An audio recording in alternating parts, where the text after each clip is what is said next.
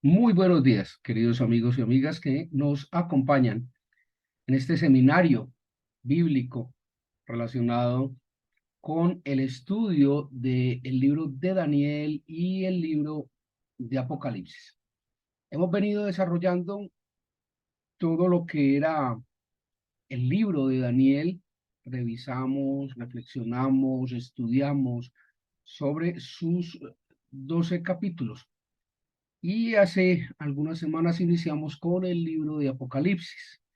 Ya el día de hoy posiblemente alcancemos a cerrar capítulo 2 y 3 para adentrarnos un poco más en un contexto un tanto diferente de lo que plantean el capítulo 4 y 5 del libro de Apocalipsis. Pues bueno,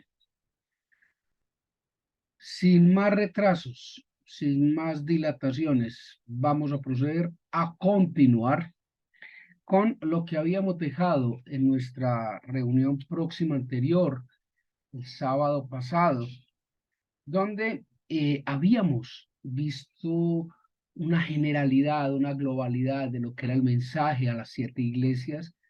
Habíamos aterrizado un poco ese contexto, ese mensaje, esa intención, esas generalidades, las similitudes, las diferencias que habían entre en las 7 iglesias, los 7 mensajes, hicimos unos cuadros de comparación, revisamos esa información, vimos qué era lo que tenía allí, cuál era su contexto, y finalmente vimos que había una tremenda similitud en el mensaje de estas iglesias, tanto para el pasado, tanto para aquello que ya había ocurrido, como para el futuro. Todo lo que fue el desarrollo de la historia de la humanidad hasta llegar a nuestros días. Es así como repasamos para las 7 iglesias el mensaje que era inherente al pasado y empezamos a ver para 3 o 4 de las iglesias el mensaje que era inherente al futuro, de lo que hablaba posteriormente. Y nos quedaron faltando exactamente 3 iglesias: la iglesia de Sardis, la iglesia de Filadelfia y la iglesia de la Odisea.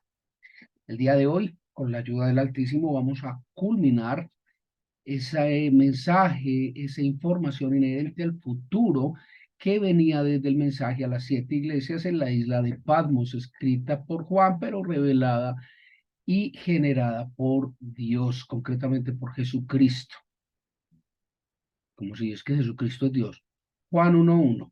Y le recomiendo vaya y lo lee. Claro, Jesucristo es Dios.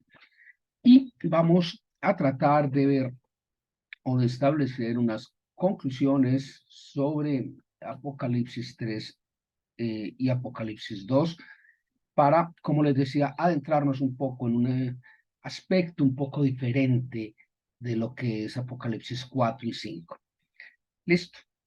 Entonces, retomando esta información sobre el mensaje aplicable a este futuro y dado por el mensaje a las 7 iglesias, ya habíamos visto el mensaje establecido y dado a la iglesia de Éfeso, a la iglesia de Esmirna, de Pérgamo y de Tiátira.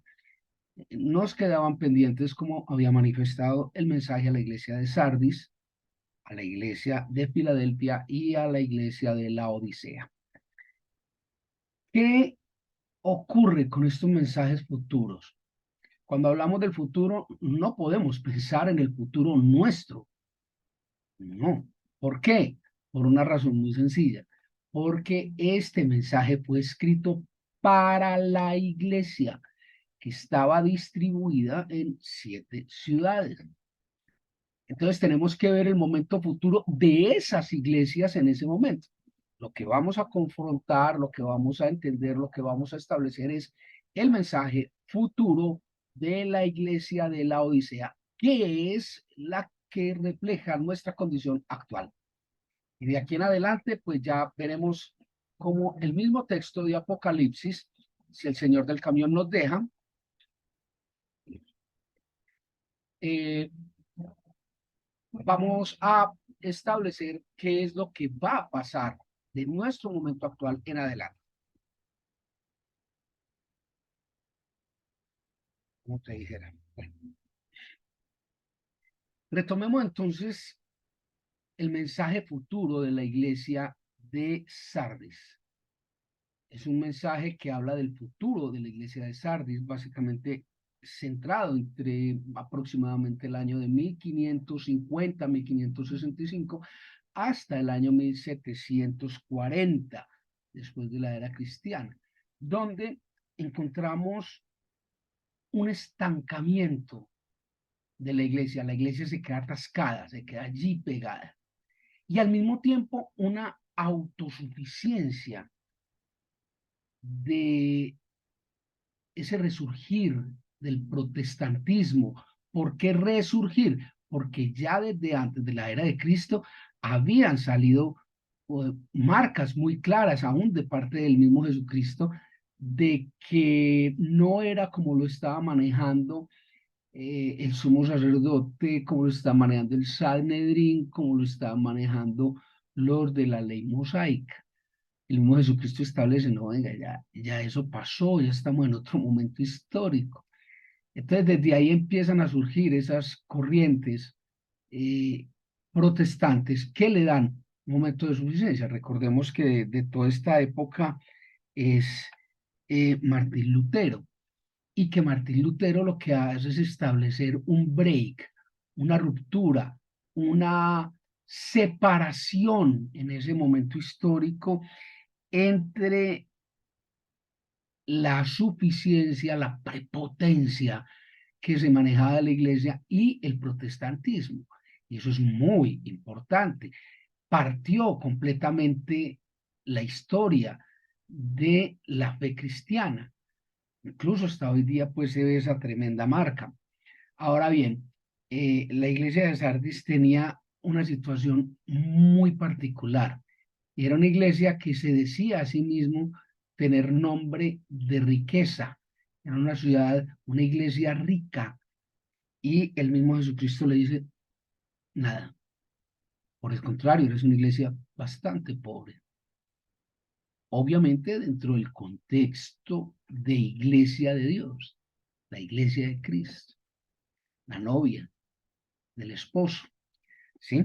Entonces, este mensaje futurista de Sardis encaja perfectamente en este tiempo de 1500 y algo a 1700 y algo, ¿sí? Precisamente en la época donde surge estas tesis de Martín Lutero para demeritar o dar claridad, si se puede llamar así, a el manejo y los planteamientos que estaba haciendo la Iglesia Católica Romana.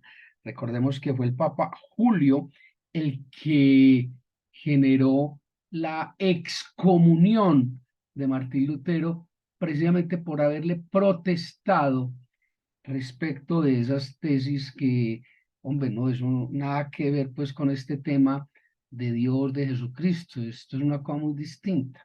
La fe no puede ser un negocio. ¿Sí? Cualquier parecido con la realidad es mero apocalipsis.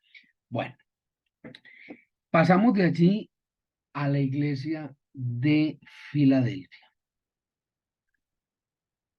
la iglesia de la cual hemos explicado y ampliado conceptos claramente a lo largo de todo este seminario, lo que hace que entramos obviamente a la parte de Apocalipsis.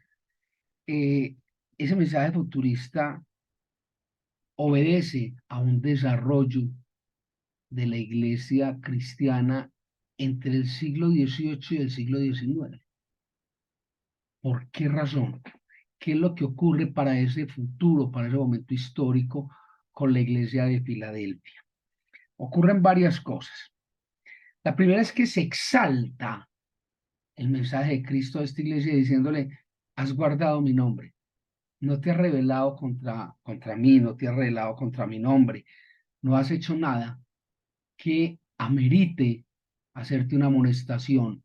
Es decir, en ese momento histórico, los representantes, los participantes de la iglesia de Filadelfia tenían ese amor, esa aprobación de parte de Dios por la forma como estaban abordando su fe.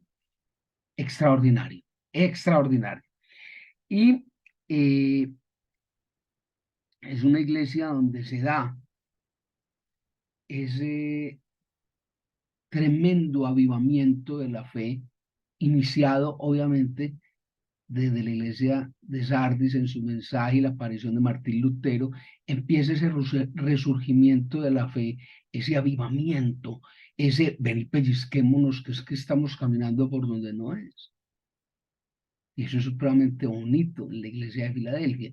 Y ese mensaje de Filadelfia refleja toda esa situación futura que, como les decía, se establece en el siglo XVIII y siglo XIX. Una cosa extraordinaria.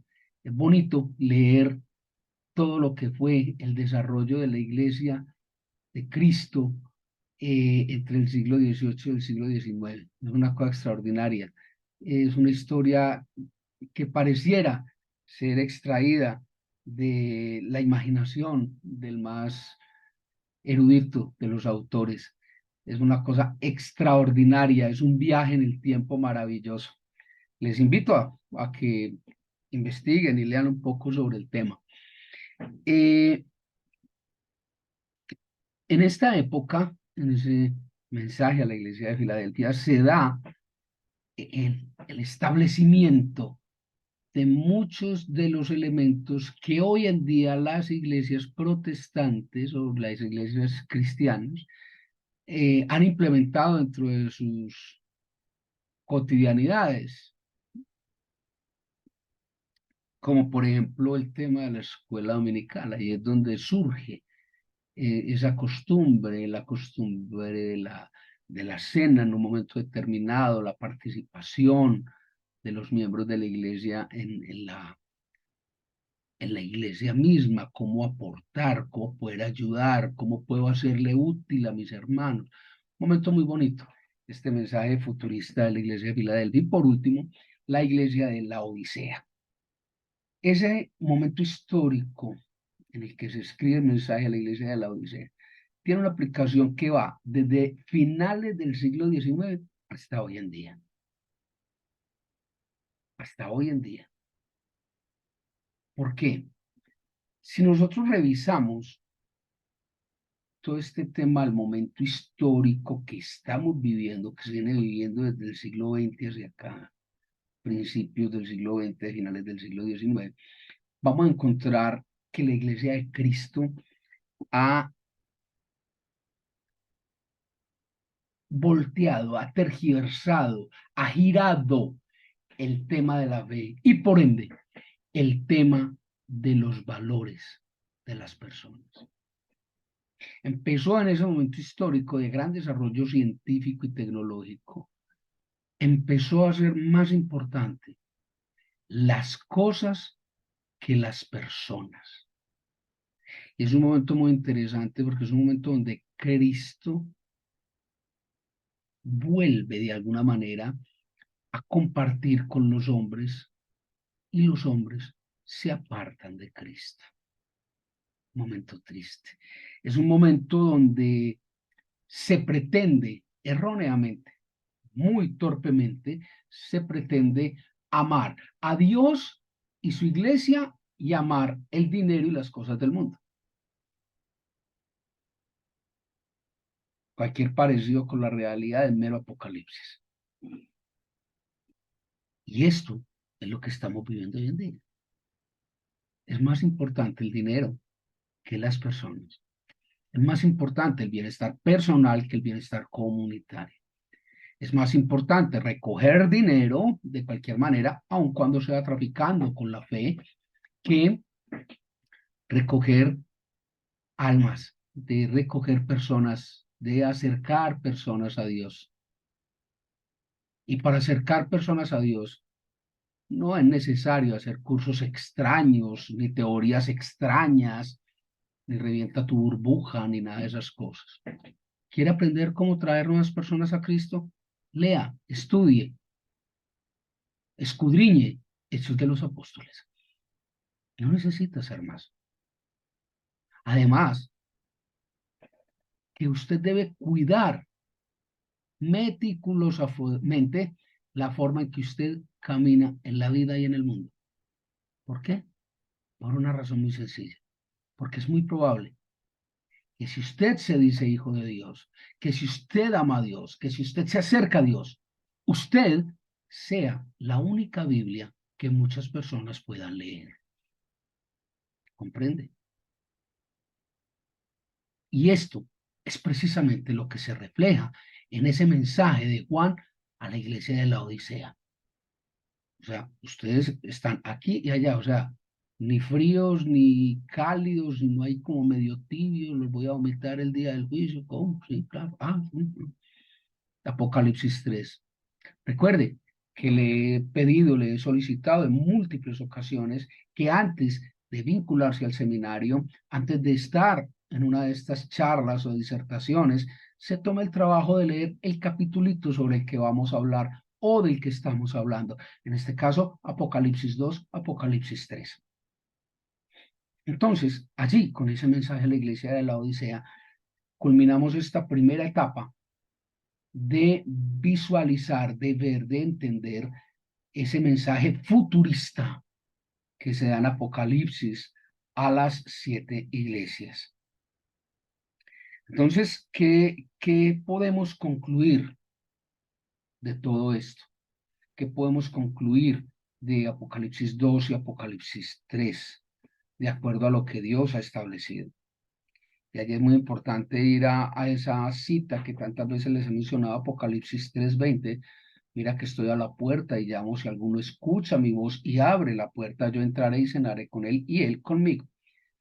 ¿Por qué traigo a colación esta cita? Porque esto nos permite, conforme este mensaje de Dios, a través de Apocalipsis, nos permite concluir que hay una puerta abierta en el cielo y que nadie puede cerrar.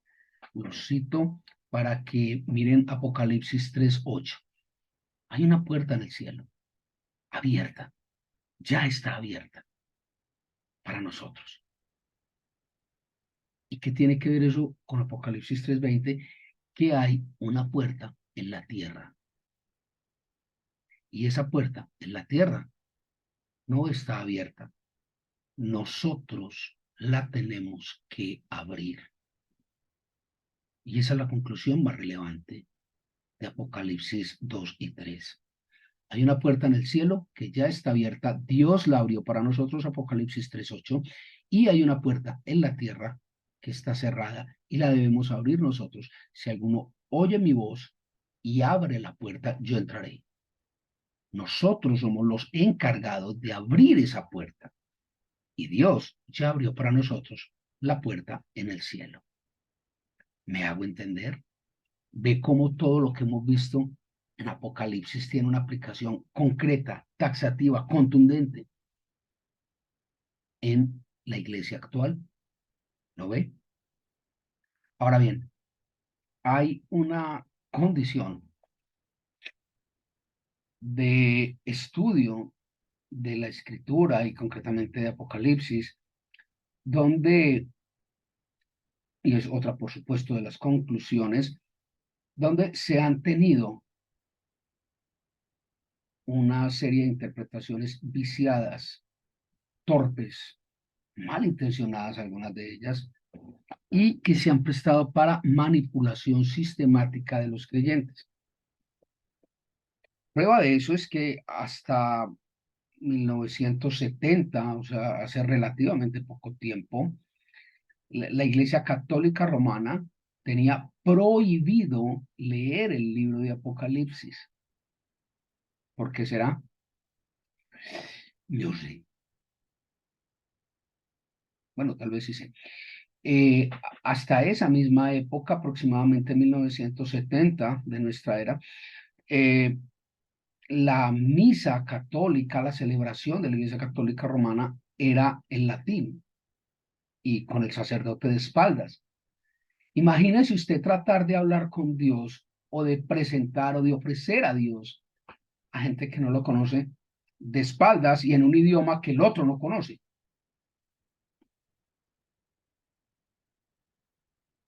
ahí sí quedamos como la tortuga. ¿Me hago entender? Hay otras corrientes también, por supuesto, que dicen, no, si usted lee Apocalipsis, se enloquece. Usted no puede leer ese libro. Hay otros que son más torcidos y decían, no, el Apocalipsis es un libro maldito, eso, pues, no debe usted leer eso. ¿Ah? Y lo que hemos ido descubriendo es que Apocalipsis es un libro extraordinario, maravilloso, genial. ¿Por qué? Porque Apocalipsis no es un libro por allá solo, aparte, nada que ver, no. Apocalipsis se ensambla claramente con el resto de la Biblia. Es la conclusión de la Biblia. Y la idea es que a través de estos seminarios usted pueda entender, comprender eso y disfrutar del libro de Apocalipsis. Darse cuenta de que hay otra oportunidad. La semana próxima, siguiente, trataremos de dar inicio a todo lo que es Apocalipsis 4 y Apocalipsis 5.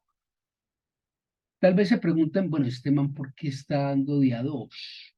Bueno, no entiendo, o sea, en Daniel veíamos era día 1 y ahora Apocalipsis día 2, pues todo como empaquetado. La razón es muy sencilla, no es que sea empaquetado, no hay afán.